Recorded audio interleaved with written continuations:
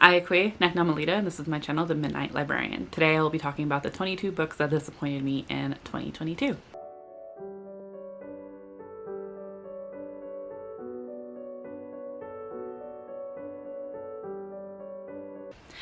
I'm hoping that there's 22 books here. I believe I counted. I'm pretty sure there's 22 books. If not, I will find a couple more to drag under.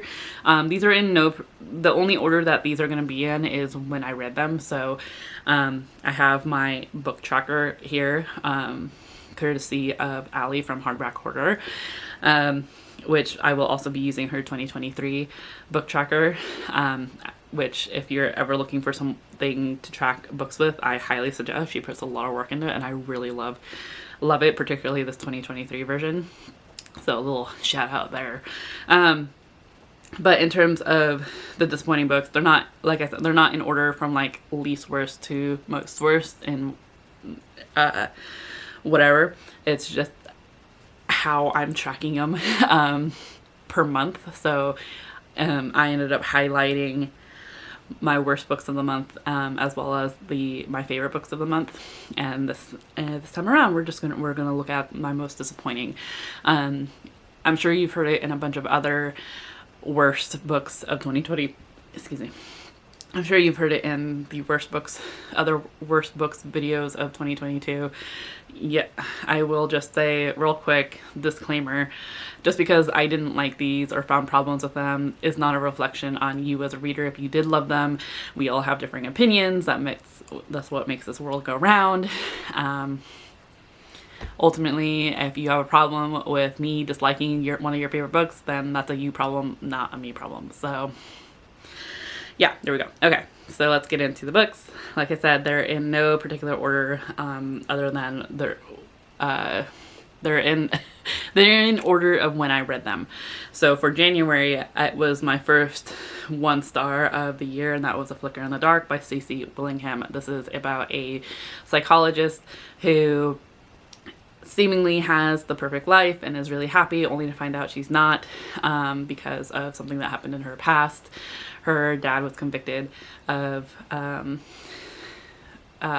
being responsible of missing girls in the town that she grew up in, and now it's happening again in her life, and so she's looking into what's going on. I ultimately found that I don't like the trope of unreliable narrator, particularly because, and I found this out with The Woman in the Window. I really didn't like that for the same reason. I don't like when main characters mix pills and alcohol. I understand that addiction is a very serious illness. Unfortunately, as a narrating trope, I dislike it, particularly when they mix so many pills and alcohol that they can't trust their own memory. It's not something I enjoy. I particularly didn't like the twists in this one because I didn't find it as believable. And ultimately, I have a review of this book. It was one of my first reviews of the year, if you want to go check that out. But yeah, just was not a fan of this book. I ended up getting it through NetGalley, as I think it was like the first and one of the only ebooks that I read for the year. So the next one I believe was also, no, next we go into February, and there's 2 books in February that were okay. They just weren't great. They just kind of disappointed me, hence the name of this. The first is When We Were Magic by Sarah Gailey. This is a young adult book. We're following a young girl. Her group of friends have magical powers, the same with her, and they end up helping the main character, try to help her through a problem that she caused, and therefore she feels like she's not as good a friend as her friends are because of the problem that they're helping her with. They end up losing part of themselves and end up questioning losing a major part of themselves that they thought made them, they all lose something very essential to who they believe they are. And so it's a very introspective book of what makes you you, and would you still be you without a certain element to you. So I thought it was very interesting, but I ultimately thought it was wanted more magic and less teenage drama, in all honesty. We spent a lot of time in the main character's head. There was a lot of uncertainty, which Maybe as a teen, I would have loved it more. I know I'm not the target audience for it, but it was just kind of, eh. Though I did like the messaging and ultimately really did enjoy the writing, it was just the teenage drama I could have done without, and the more magical abilities I would have loved more. Ultimately, this did make me look at more of Sarah Gailey's writing. I haven't read any more of their writing yet, but I am aware of them. So I do have a couple of their other works that I would like to get to see how it would go. The next is Take a Hint, Danny Brown, which I know is a unpopular opinion. So this is by Talia Hibbert. This is the second book in the Brown Sisters trilogy, romance trilogy.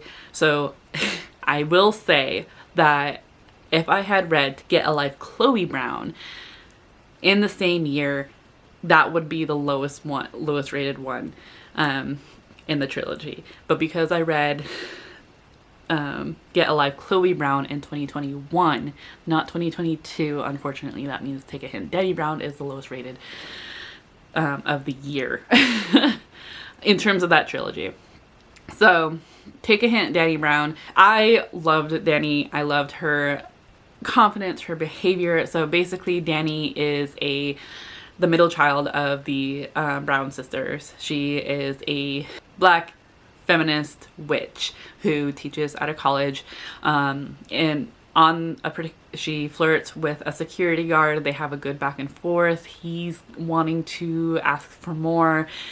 She doesn't think that she's good at love, at being a partner, because of instances in her past. But one day a alarm goes off. It's like a drill. She doesn't think it's a drill. Ends up getting caught up in an elevator. Zaf rescues her and takes her out, and brings her out very dramatically and very heroically.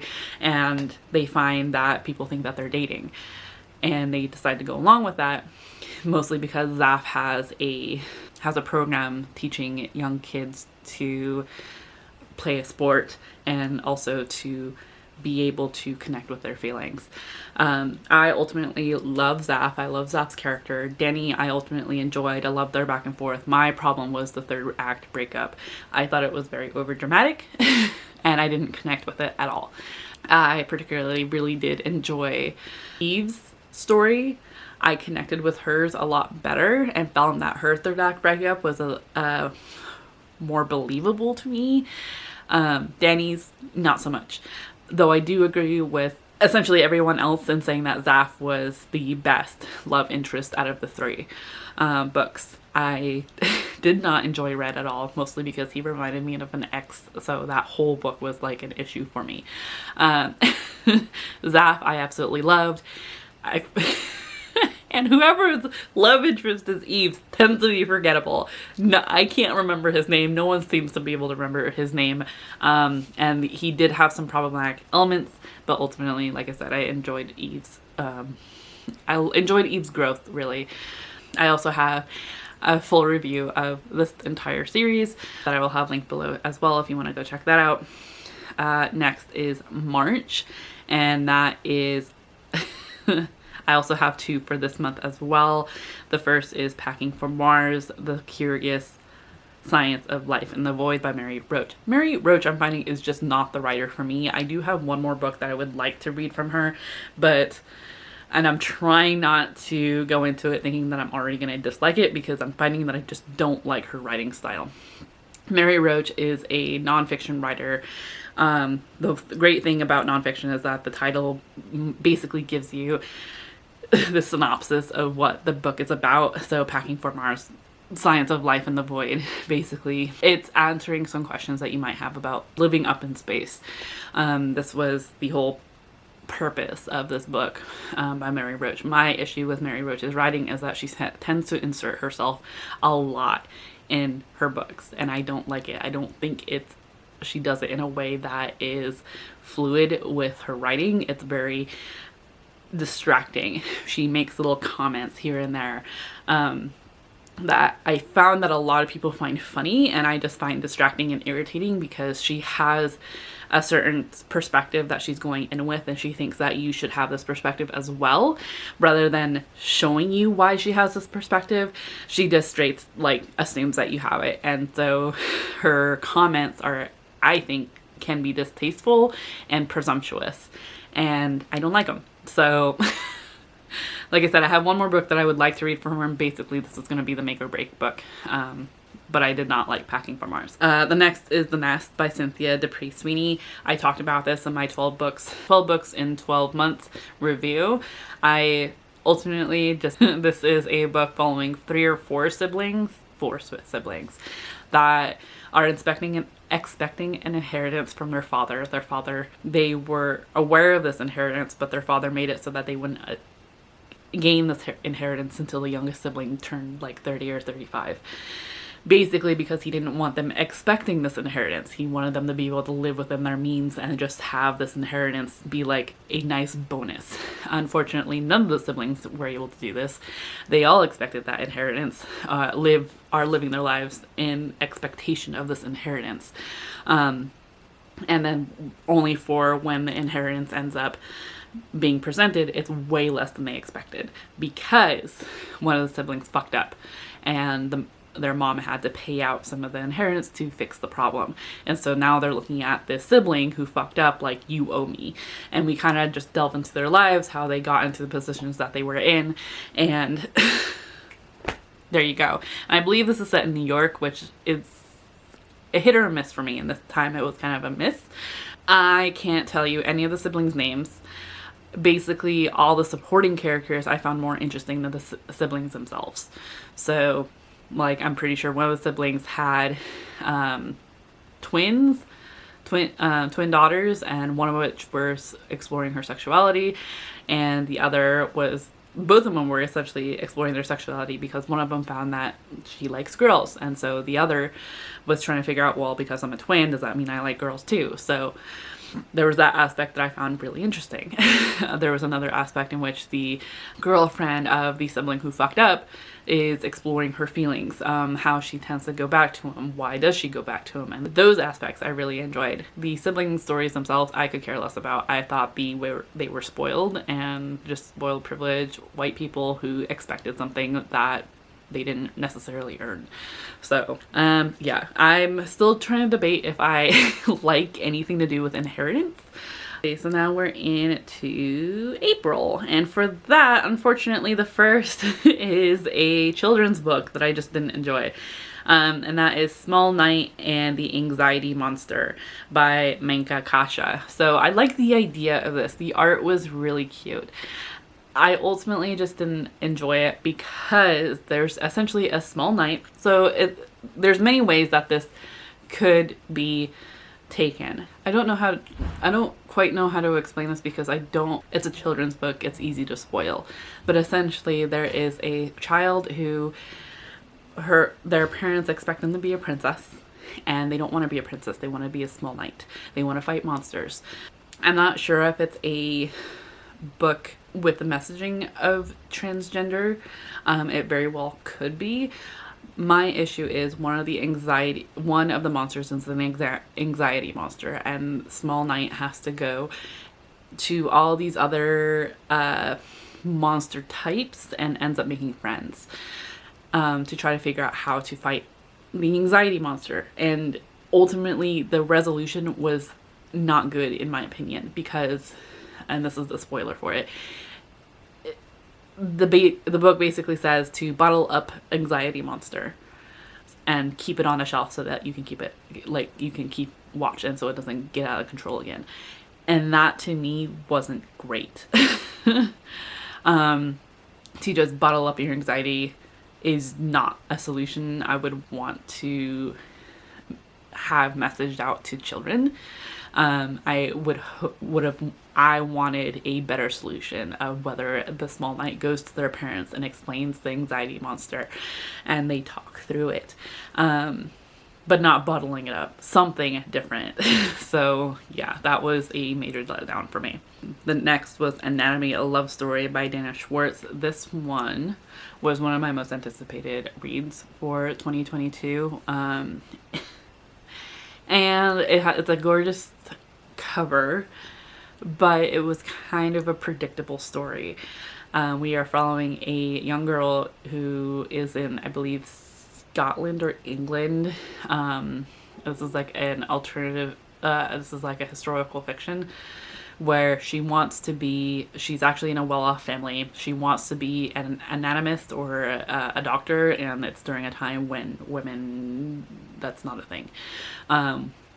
Particularly for someone in her class. And she ends up partnering with a resurrectionist, a young boy. Romance ensues. But ultimately she ends up pretending to be a boy so that she can go to anatomy lessons, only to get found out and makes a deal with the teacher, basically saying that if she can pass her medical exams without going to any of these classes, he will allow her and others like her, women, to join his classes in the future. It was kind of predictable. It wasn't as, I don't know, it had very much had elements of The Corpse Queen in there, something I've read before. And then there was a random fantasy element thrown in, which I understand after reading the author's note, because this book was published shortly after. Because the book was published shortly after 2020 and all the panini that ensued, the author didn't want medicine to be looked down on, or like didn't want medicine to be the bad guy. But I feel like there was like no other fantastical elements within the story, so to have this random element of fantasy be thrown in at last minute felt very like left field to me. So I was kind of disappointed in it. I guess there's a sequel to be possibly made as well. I won't continue on with it. I understand why the author did what she did, but I feel like I shouldn't need an author's note to be able to understand it. Oh, and the third one is for April is The Little Prince by Antoine de Saint-Exupéry. This is actually a reread for me. So every couple of years I feel like I want to reread The Little Prince because maybe I will understand it better. And I will love it like so many others love it. And that's not the case. So far this was my second reread of it, and it's still just the same. I'm still just like, okay, yep, that was a children's book. And if you don't know what The Little Prince is, basically there is a little prince that lives on a different planet with his flower and a rose who is very demanding. And to get away from his flower for a bit, he ends up exploring other planets and finding that adults are very strange. Each planet has a different adult that thinks something very mundane is very important, and the little prince doesn't understand why. And finally he ends up on Earth, where he meets a pilot whose plane has crashed, and he is hoping to fix his plane so that he can get out of the Sahara Desert and not die. And basically we are being told the story through by the pilot. I like the elements of the story, but the story as a whole tends to confuse me. So I don't, maybe it would be better if I understood it in French. I don't know. But every year so far as I read it the second time, but so far it's been really just kind of meh. Okay, May, we have The Sound of a Wild Snail Eating by Elizabeth Tova Bailey. This was a recommendation that I ended up picking up because of Allie from AllisonPaiges, and I understood why. So this was a nonfiction book about snails, essentially. So this woman has a chronic illness. She can hardly get out of bed, and somehow ends up getting a snail put on a potted plant next to her bed, and she just, because she can't get out of bed for days at a time, she just watches the snail and she observes the snail. Eventually she ends up getting a terrarium for the snail and basically does research on snails. And it's a very, I ultimately did enjoy it. It was a fun look at snails. My problem is, though, I get enough of snails. I live in a place where I am surrounded by snails consistently. I am not a big fan of them in person. The art that is inspired, the cover art of this book is gorgeous. Allie's art featuring snails is adorable. The way Allie talks about snails, I wish I had that passion for snails, but because I am surrounded by snails and I'm constantly trying to get them off our house, out of my garden, and out of my fish tank, maybe this book just didn't appear in my life at the right time. But yeah, it was fun for what it was, I guess, but it was ultimately not the subject matter I particularly needed. And maybe I should have known that going in, but I didn't. So for June, we also have 2, and that is How to Be Eaten by Mariah Adelman. This was an interesting premise in that we get How to Be Eaten. There's a support group of these women. This host, there's something sinister going on, you can tell, but because we get occasional narration from the host. He's brought these women together, and then slowly we start figuring out who they are, and essentially they are modern versions of fairy tales. Bluebeard's wife or girlfriend, Little Red Riding Hood, as well as others, and basically they are modern retellings of these fairy tales, and the trauma that they are bringing with them, as well as these, like, how they are dealing with the spotlight or being in the news. It was fine. I thought it was interesting. I just wasn't sure. They were definitely modern, and I'm not sure how to feel about it. None of the characters I was able to connect with because they felt all just very bratty to me. I almost wanted them to go into it more in certain aspects, and then other times I just didn't want to hear from certain characters at all. I ended up listening to this, I think this was through Libro, and there were certain characters I just couldn't stand hearing from at all, because it was very much, it felt like very stereotypical millennial meets Valley Girl in that I could not handle it. Bringing the fairy tale context into modern times was interesting, but I wasn't, there were some aspects I was not a fan of. The other was Nothing But Blackened Teeth by Cassandra Kah. I think this was a huge disappointment for a lot of people. I didn't find this particularly scary. Ultimately, the whole time I was just wondering why these people were all together. So basically there is a wedding that is about to take place. The bride and groom want to do a bridal party at this haunted house in Japan and end up inviting some of their friends to it. But then we learned right off the bat that one of these friends, they didn't really want to come. Like, it doesn't seem like any of them really appreciated this person coming. I think the only reason why they had invited them was because they had suicidal tendencies at one point in time. Because the bride straight up is just like not happy that she's there. And then we slowly learn that nobody really likes each other. So then the whole time I'm just wondering why did they bother? Yeah, it was a very short book, and there was like a couple maybe scary elements to it, but ultimately the cover was the scariest thing. We then have July, which I, right off the bat, Mosquitoland, which is probably, I'm gonna just say it, is my most disappointing, like, hated book of 2022. This is by David Arnold.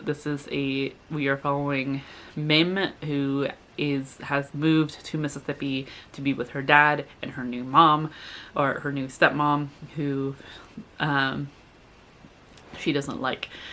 She wants to go back and live with her mom in a different state, and I forget which state that is. She doesn't like Mississippi. She calls it Mosquitoland. So when she finds out that something is wrong with her mom, she decides to skip school and go find her mom, and basically takes a bus to get to her mom.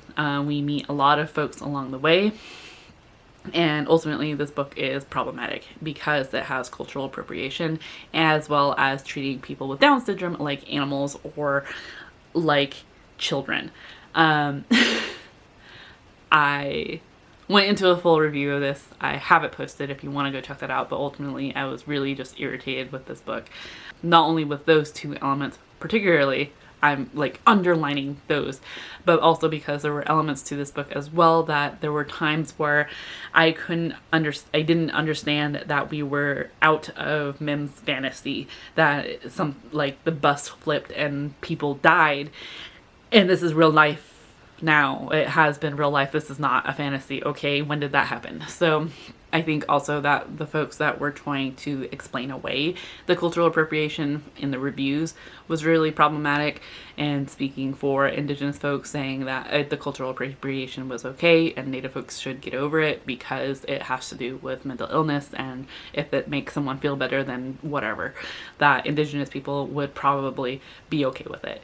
And that also didn't help with this with my view of the book. Okay, the other disappointment for July was Hide by Kirsten White. I feel like this was on a lot of people's most disappointing as well. I read this for the Literally Dead book club. I think it was I keep thinking I was late to it, but I think I was actually early. And sorry, I have to adjust. The concept was interesting. Basically, a group of people get invited to play this really intense game of hide and seek in an abandoned amusement park. Whoever wins money, only to find out there is some supernatural element to it, more sinister element to it, culty element to it. Ultimately wasn't as scary. There was a couple moments I felt that it had the Quiet Place vibes to it, but it was very few and far between, and ultimately was just disappointed in the book. I would agree with Kayla from BooksandLala that a lot of the characters didn't feel like adults. They felt like young adults, and that there was a lot of fade to black. It wasn't as scary or gory as we were expecting it to be. So I love the cover though. August has two.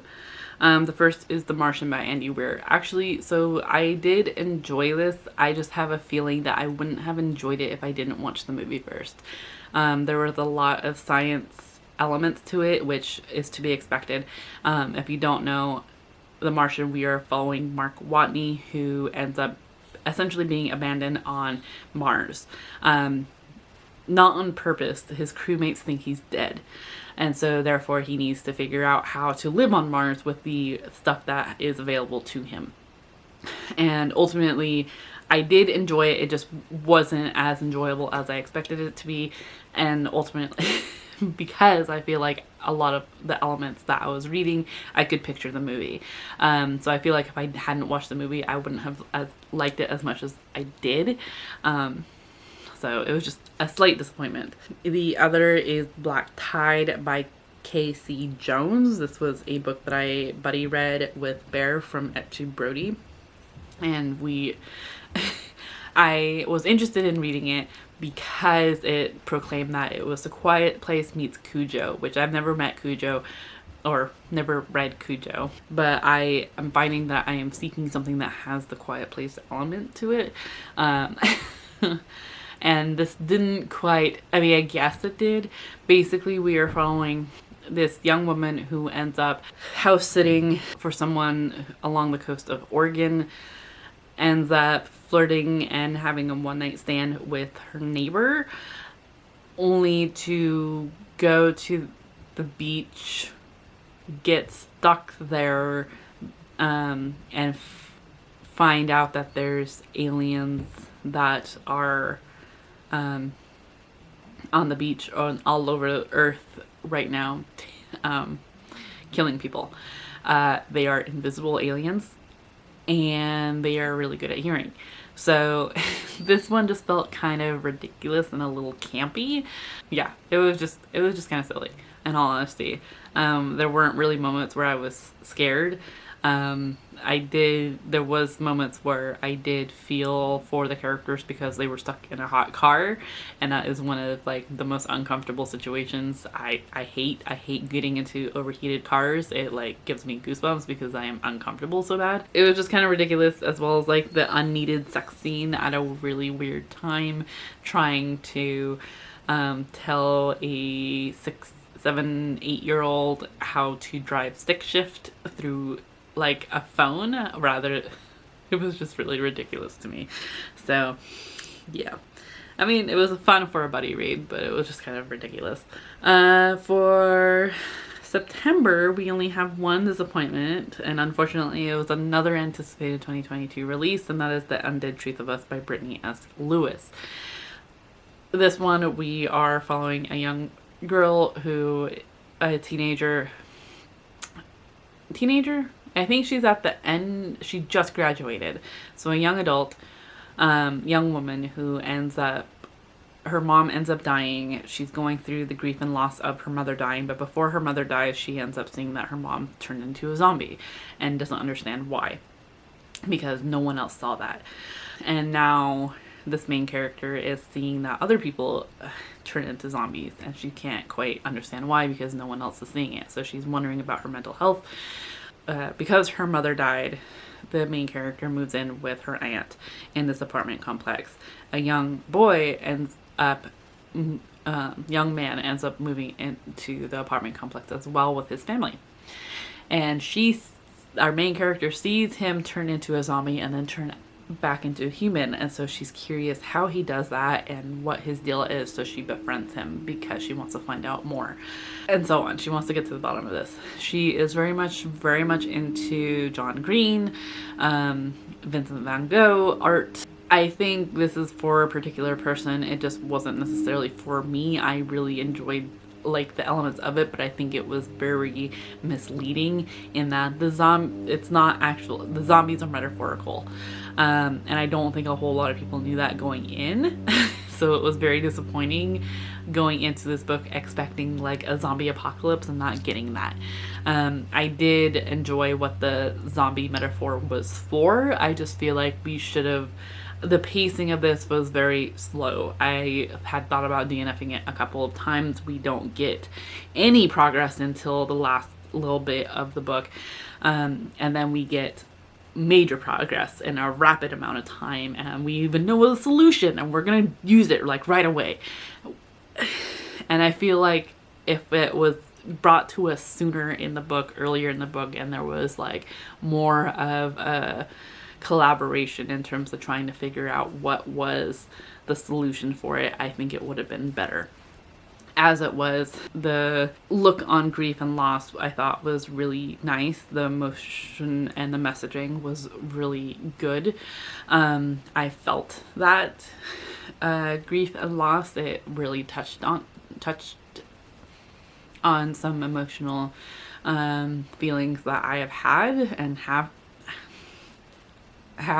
felt, but to have everything in the last 20 pages of the book was really kind of a lot too late, in my opinion. So October, I had one disappointment, and that was Sirius Blooms at Night by Shani Mutu. This was an assigned reading that I had to do for a class, and I just wasn't interested in it. I've heard high praise for Sirius Blooms at Night. Ultimately, we are following this nurse. Are they non-binary?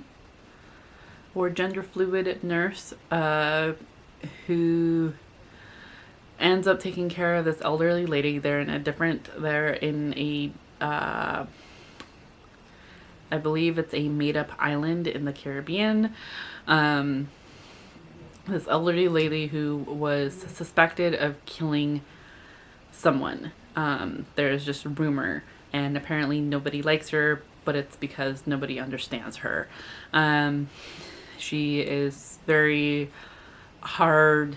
She does not speak, and so this nurse ends up essentially befriending this elderly lady and starts to understand her as well as put together her story. And ultimately, it's a very traumatic story. This when she was younger, there was a lot of trauma, and we find out what led to the thing that ultimately people are judging her for. I would not have picked this up if I didn't have to read it for class ultimately, and that's what I find with problematic with assigned reading, is that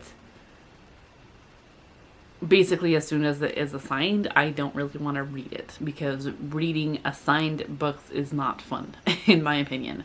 And I understand that it's to broaden your reading tastes, or to expose you to books that you wouldn't otherwise pick up, but I don't know. I've always thought it, and I thought that being an adult now I would feel differently, and I really don't. So November, there were 2 books. I have My First Popsicle by Zosia Mamet. This was a advanced listeners copy that I got from Libro FM, and it's essentially an anthology where Zosia ends up asking a bunch of people to write essays or short stories about a food that connects to a memory to them, after being inspired when watching a friend's child eating a popsicle for the first time and seeing emotions cross this child's face of, do I like this? Like, what is going on? All these emotions, and basically how emotions and food tie very well together, particularly for Zosia, who has had problems with foods, and rocky relationship with food throughout her life, after going through eating disorders and other things. So she wanted to explore that with other people and basically come up with this book. And typically with nonfiction, I do enjoy it. My problem with this one in particular is that, of course, there were a couple of stories that I felt were more impactful than others, and I hate to say that for nonfictions, but that's just the case in this case. And I felt like it could have been done better in a way. So this is, because I actually really enjoy the aspect of the concept of this anthology, and I feel like maybe if it was everyday people instead of celebrities, I would have enjoyed it better or something, because there were definitely stories that I had enjoyed more than others, which it's just bound to happen in an anthology. But there were, for the most part, I don't remember anything. It wasn't that memorable to me, and maybe, I don't know, I'm not entirely sure why. I don't know, maybe I would be more interested if it was like celebrities of a food thing, maybe like, if we got, I don't know, just something about it wasn't that memorable for me, and so therefore it was just kind of disappointing. Also for November, I have The Cartographers by Pong Shepherd. This was very much a love story to maps. We are following a young woman who, after she finds out that her dad, who is a doctor of maps, who works at of sorts in the New York Public Library? I think so. Is a cartographer, a very specific cartographer who works with maps, finds out that he has died.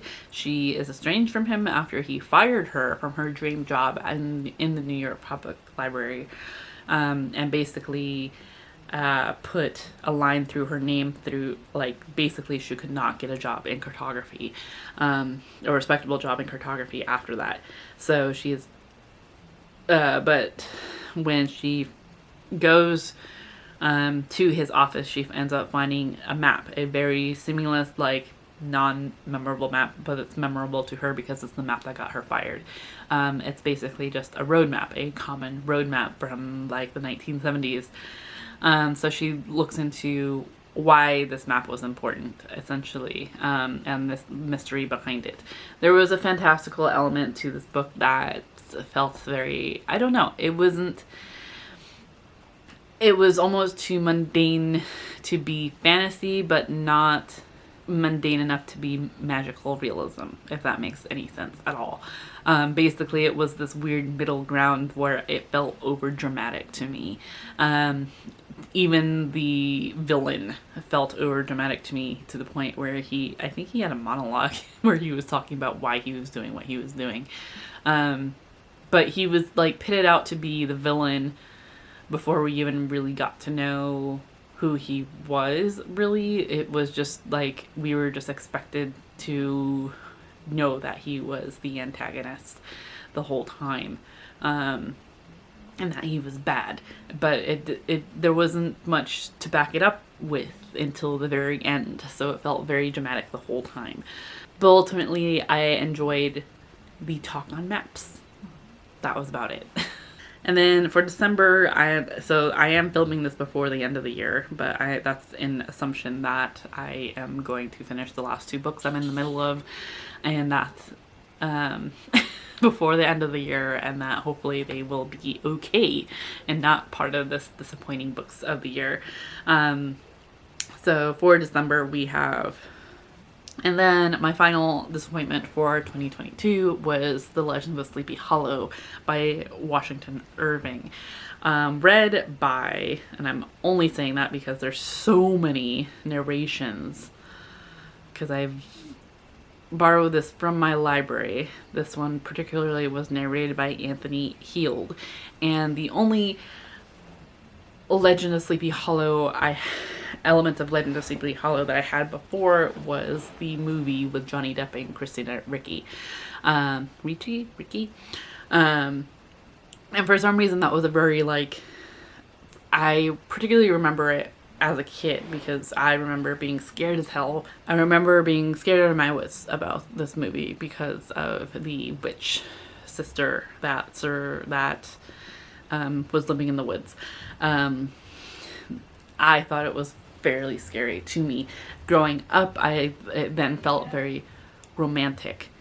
And that Ichabod Crane, played by Johnny Depp, I don't know, the Legend of Sleepy Hollow felt romanticized in a way. And it's, I don't know, very much a staple Halloween movie watch, essentially. Something you watch around for the spooky season. In fact, I still think you could be able to watch it go into the winter season because it's very cold. I think there's snow at some point. Yeah, there is.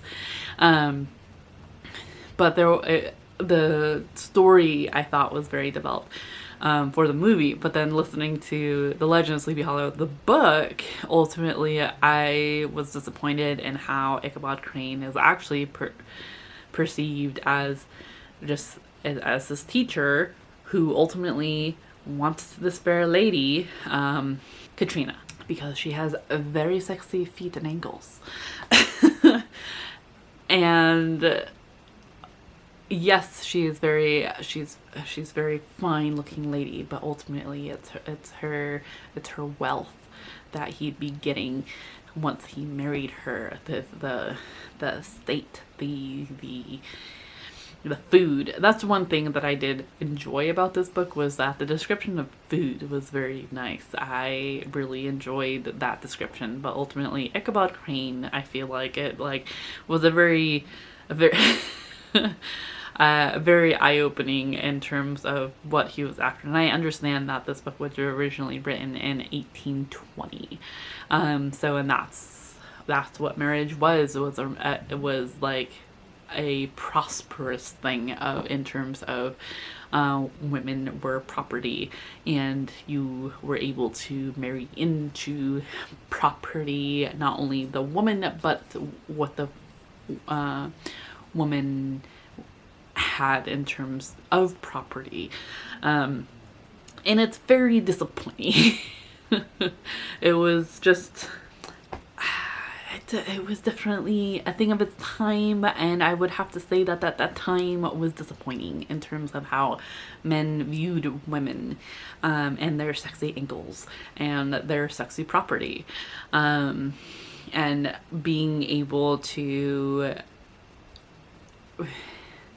live a higher class life based on who you married. I don't know. It was just, I get that it was a product of its time. It doesn't mean I have to enjoy it. So yeah, that was disappointing. I will add one other one, and that is Belladonna by Adeline Grace. This is following a young woman who ends up basically she loses her parents early on in childhood, and ends up getting shifted from one family relation to the other, who are more interested in her inheritance than they are in her. She is not allowed